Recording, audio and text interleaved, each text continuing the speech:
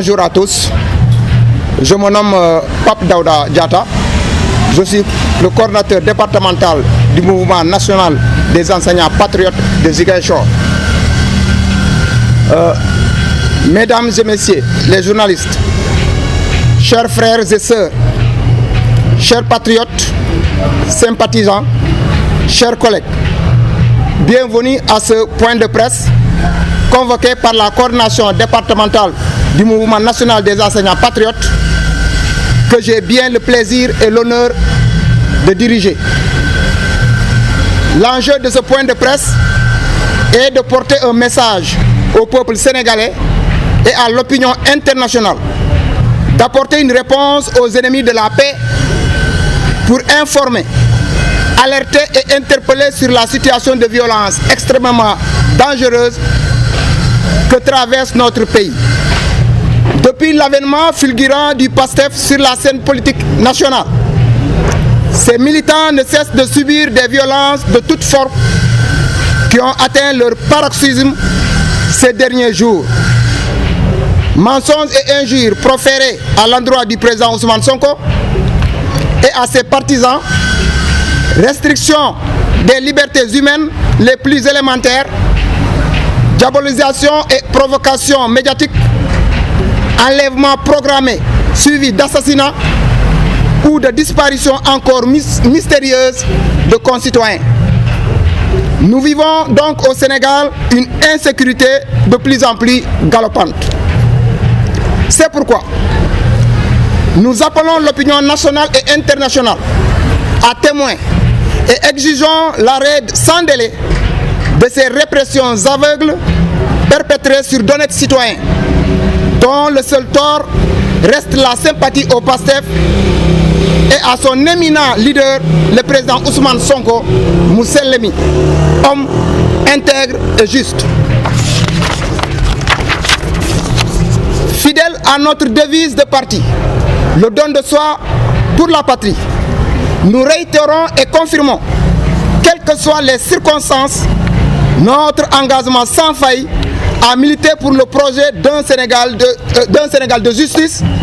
débarrassé de la corruption, de la gabegie et des détournements. Face à cette situation de dernier retranchement,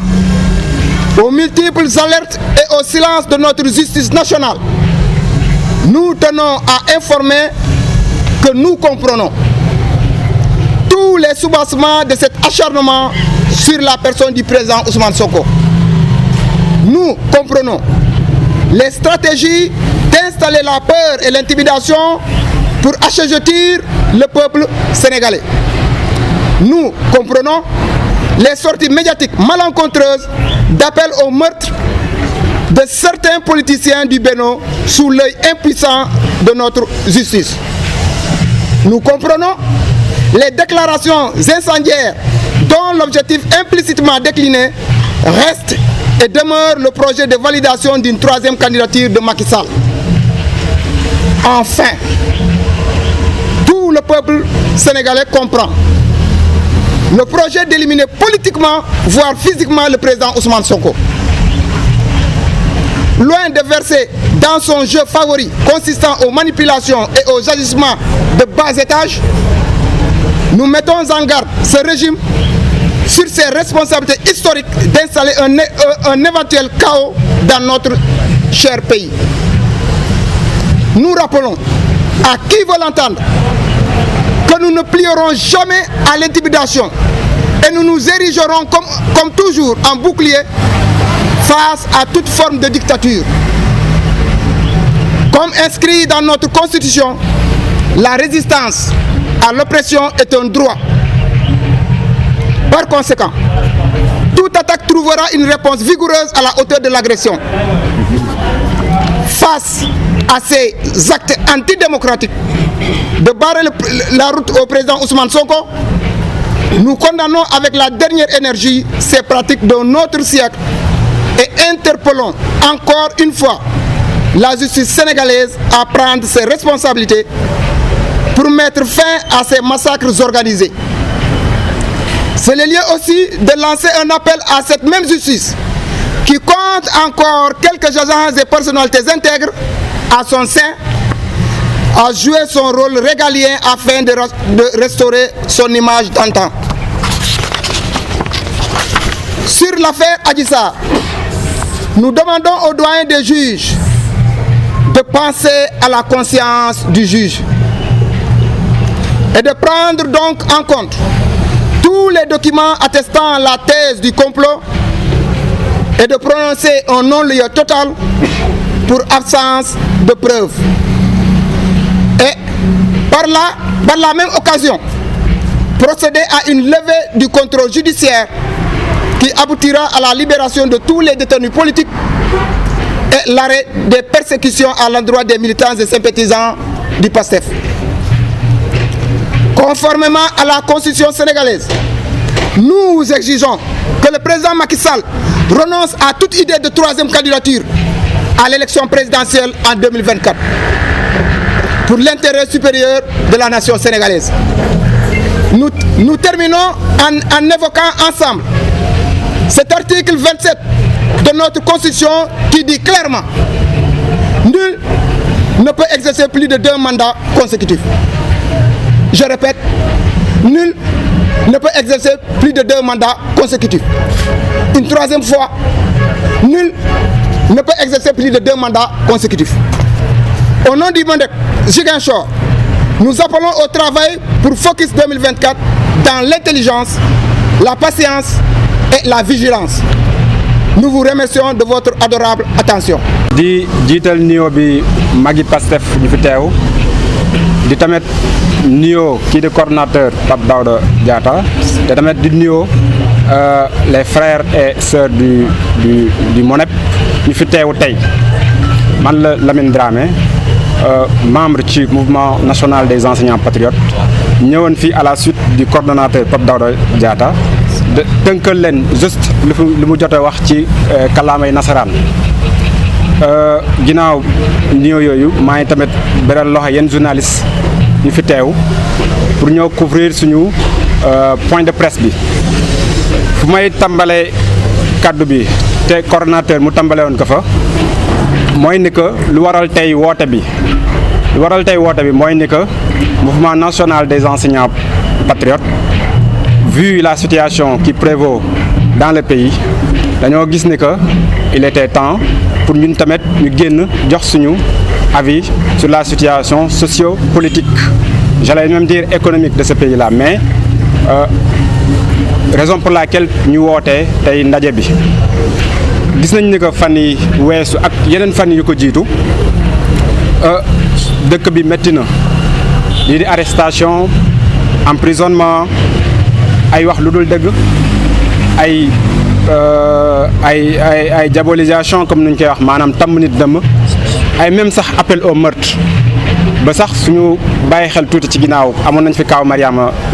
Sagna mu ñu fi boomoon te muy militant Pastef. gis nañ ni que loolu noonu yëpp benn jubluwaay la am mooy lii di militant Pastef yi waaye rawatina kii di président Ousmane Sonko muy ndey bi léegi lu dul kaddu bu ñaaw teg nañ ko ci ndoddam, saaga nañ ko, xas nañ ko, tuumaal nañ ko ay tuumaay nga xam te ne amaana même sa noon bu gën a yées doo ko yéeneel. waaye nag xëy na politique Sénégal moo toll fii waaye ba tey dara rëccul amaana fii ak 2024 wala au delà de 2024 mun nañ rectifier le tir comme on l'a dit. loolu noonu lu mu ñuy yóbbee mooy dañuy interpeller maanaam artu di ci woo askanu Sénégal gi yëpp di woo waa bitim réew ñi di kuréel yi nga xam te ne les droits de l'homme di ci woo ay kilifa diine yëpp ndax ñu wax ci ndax lu ñuy gis ñun ñëpp ñoo bokk Sénégal santul Ndiaye santul Dramé santul Diédhiou et cetera Sénégalu ñëpp la donc ba tax na war nañoo bàyyi kenn ku ci nekk nga nekk ci loo bëgg a fii ak yaa ngi respecter les comme on le dit les lois et règlements de ce pays là. donc ñun ñuy firndeel ne que ñun waa mouvement national des enseignants patriotes ñu ngi firndeel ñu ngi dëggal suñu bokk ci Pastef te ñu ngi koy tamit nangul ñeneen ñu nekk ci yeneen ci yeneen parti donc comme qui dirait lu suñu devise bi wax mooy le don de soi pour la partie on sera là incha allah. leneen li nga xamante ne xëy na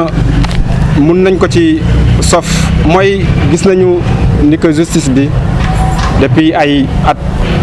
justice bi doy na waar ndax mun nañ jàpp ne que justice bi tëddeenu njaaxaanaay parfois nañ gis ay simple écrit wala ay déclaration jàpp ci ay militants Pastef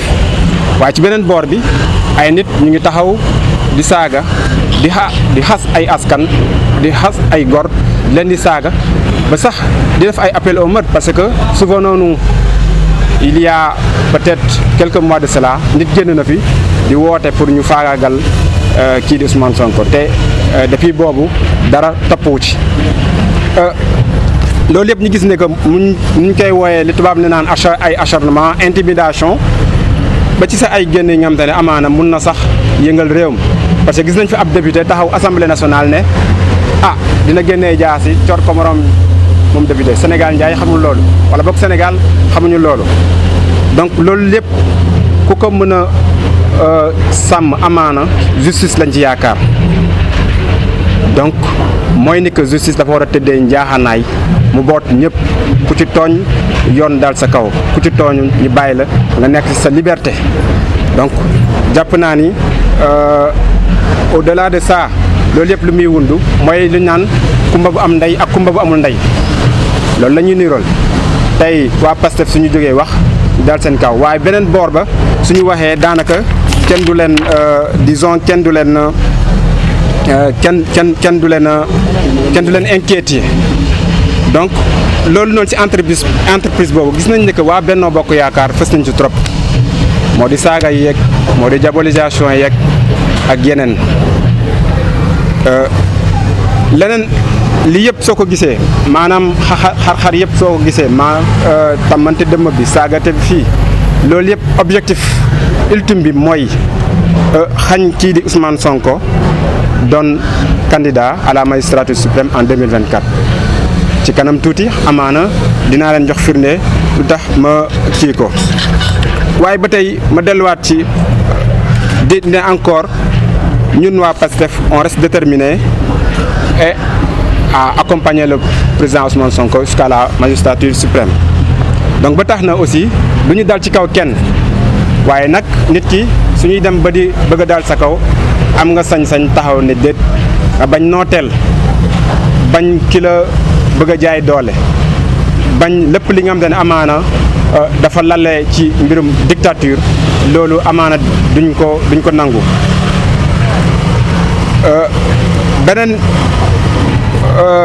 beneen aspect tamit buñ ci bëggoon yokk mooy ñi ngi ñaawlu trop buñ naan tey jii nii atteinte yu nga xam ne ñu ngi koy teg suñu kaw démocratie donc loolu noonu bëgg nañ mu dàkk ndaxam le fait d'avoir le privilège de président de la République ñëpp Sénégal yëpp mënuñ ko am suñ la ko joxee yow li nga war a bàyyi sooy dem nga bàyyi fi woy bu rafet loolu lañu soxla ci ay njiit leneen lu wees ak loolu daanaka jëmeewul réew mi kanam donc ba tax na encore di yeesalaat maanaam suñu appel à la justice mooy ni que il va falloir que ci yeneen aspect mooy maanaam lii di ci mbirum Adji Sarr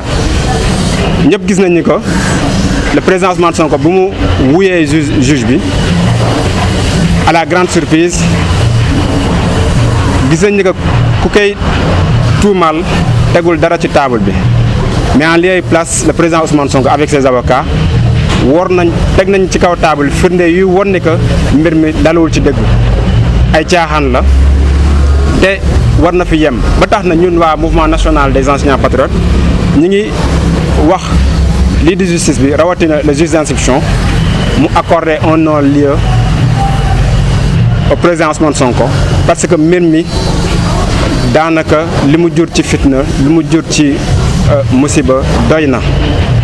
nit ñi soxla nañ leneen nit ñi soxla nañu ñu waxtaan sur des débats d'idées pas sur des débats de personnes nit ñi soxla nañu ñu wax sur la question économique sur la question foncière aujourd'hui tey lan mooy politique gouvernement en matière d'éducation de barki de Ndiaye waa CELS déposé nañ préavis pour grève quelle est la stratégie du gouvernement pour solutionner lii di la crise alimentaire qui est ambiante loolu la ñuy xaaree ak ay gouvernants foofu lañ leen di xaaree donc ba tax na mbir mu Adji Sarr ji bëgg nañu teg ko ci suuf leneen aussi mooy nous appelons ñi ngi woote lii di ñu ñuy waxee les détenus politiques ñu ñuy jàpp te seen jàpp lalul leneen lu dul ci politique ñu bàyyi leen dellu seen famille daanaka leneen ci li may mujj ndax am tënk la mooy question troisième mandat bi wala boog troisième candidature parce que mandat bi peuple bi moo koy joxe donc dañoo jàppoon ni que comme coordonnateur li mu ko waxee sànq li article 27 wax dafa leer te benn professeur mag waxoon ko mu bant ko ba ñetti yoon kenn amul sañ-sañu def lu weesu ñaari mandat yu tegaloo ci boppum réew mi ma bantuwaat ko kenn amul sañ-sañu def lu weesu ñetti mandat et ñaari mandat yu tegaloo lu weesu ñaari mandat yu tegaloo ci boppum réew mi ma bantuwaat ko une troisième fois kenn mënta def lu weesu ñaari mandat yu tegaloo ci boppum réew mi donc dañoo yaakaar ne tey jii nii la question de la troisième candidature warul sax bokk ci lu ñuy wax donc. Je m'appelle Momo Touré, je suis porte-parole des sages du PASTEF qui sont derrière. C'est pour moi aujourd'hui un grand plaisir de vous voir, de voir nos fils là, assis près de nous. Et nous vous demandons de mieux travailler. Il faut beaucoup communiquer parce que aujourd'hui là, ceux qui sont derrière sont venus presque pour notre réunion hebdomadaire, mensuelle plutôt. Alors, nous autres vieux, nous faisons vivre le parti. Comme on dit, le don de soi. Chaque vieux que tu vois, chaque fin du mois, il vient, il donne sa cotisation. On réunit des sommes d'argent pour nos fils. Au besoin, vous soutenir pour mener à bien votre mission. D'autre part, le combat que vous menez, nous sommes derrière vous, pour ne pas dire devant vous, parce qu'aujourd'hui c'est les vieux qui doivent aller et les jeunes derrière. Demandez toujours conseil aux vieux. Nous sommes tout le temps ici. Alors donc maintenant vous demandez conseil aux vieux et nous vous aiderons à mener à bien votre mission. Mais en ce qui concerne la situation nationale, nous sommes impliqués parce que nous vivons aussi les maux que traverse notre pays. Un vieux qui va prendre sa pension, faire nourrir une famille, et vous trouvez des enfants qui ne travaillent pas et qui ont des diplômes parce qu'il y a une injustice quelque part. C'est ce qui sont placés, ont leurs enfants ailleurs, à l'extérieur ou bien dans des bureaux, et toi, tu prends ta maigre pension pour nourrir ces enfants. Te soigner, c'est difficile. Alors donc ça, c'est pourquoi nous menons le combat, nous voulons qu'il y ait un changement. Et ce changement-là, nous avons ciblé, nous avons choisi le président Ousmane Sonko, de par ses discours, par son parcours. C'est pourquoi nous faisons nous-mêmes un don de soi. Alors donc c'est ça, nous vous remercions. Et on vous exhorte à continuer, à beaucoup massifier parce que vous êtes nombreux à Ziguinchor. Donc ici, normalement, ici, ça devait être plein. Donc, il faut beaucoup communiquer et travailler et nous inviter à venir vous assister. Voilà ce que j'ai à vous dire. Voilà. Le mois donne wax sank. Dama ne ñun magi Pastef yi. Ñu actuellement ñu ñoo nekk di dundal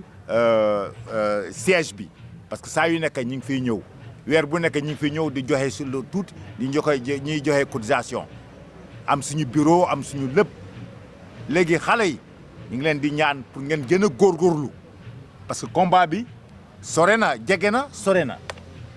tu vois combat bu metti la léegi nag ñun nag mag yi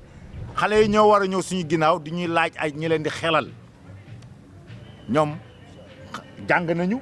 war nañu xam su lu ñu leen di jox ñu yokk ci ñoom lu ñu am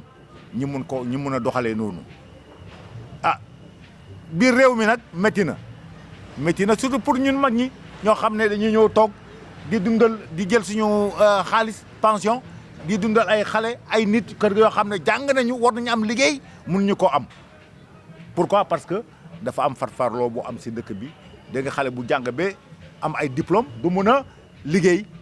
ñu nekk si kaw di boot seen doom yi wala seen jarbaat wala seen am kii ñi leen di toppatoo loolu moom dañu bëgg a changement. te changement bi ku ñu yaakaar ñun fu ñu nekk ni mooy président Ousmane Sonko lañu yaakaar ndax mu mën a soppi doxin réew mi loolu la ñuy wax te ngeen góorgóorlu ngeen di ay seen ay morom ñiy feesal dundal parti bi dundal siège bi loolu la ñuy ñaan